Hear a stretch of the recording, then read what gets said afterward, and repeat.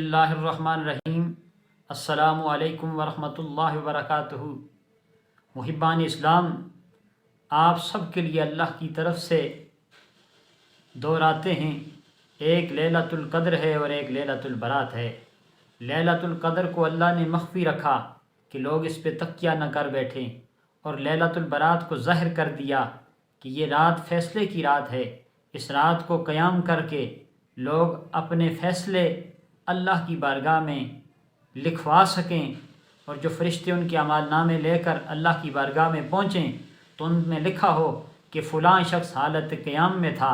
حالت رکوع میں تھا، تسبیح و تحلیل میں تھا، تلاوت کلام میں مشغول تھا۔ اس لیے تاجدار کائنات صلی اللہ علیہ وآلہ وسلم نے فرمایا، اذا كانت لیلۃ النصف من شعبان فقوموا لیلها وصوموا نہارها فان اللہ تعالی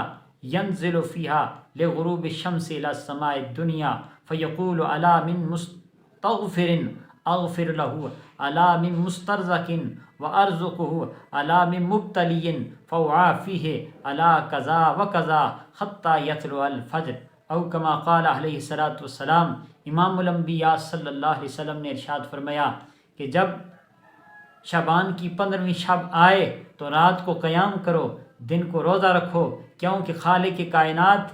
سورج کے غروب ہوتے ہی آسمان دنیا پہ آ کر یہ اعلان کرتا ہے کہ ہے کوئی بخشش کا طلبگار تو آئے میں اسے بخش دوں، ہے کوئی رزق کا متلاشی آئے تو اسے رزق عطا کر دوں، ہے آئے کوئی مصیبت زدہ دکھوں کا مارا ہوا تو میں اس کے دکھ دور کر دوں،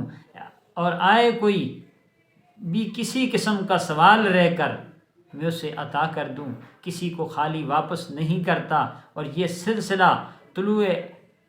فجر تک جاری و ساری رہتا ہے، طلوع آفتاب تک یہ اللہ کی بارگاہ سے صدائے دل نواز امت مسلمہ کی بخشش کے لیے گونجتی رہتی ہے۔ خوش نصیب لوگ ہوں گے وہ جو 15ویں شب کو بیدار رہیں گے، کبھی وہ حالت قیام میں ہوں گے، کبھی حالت سجدے میں ہوں گے، کبھی اللہ سے گریہ و زاری کر رہے ہوں گے، کبھی تلاوت کلام میں مشغول ہوں گے، تو یقیناً اللہ تبارک و تعالی ان کی بخشش فرما دے گا۔ آقا علیہ السلام نے فرمایا،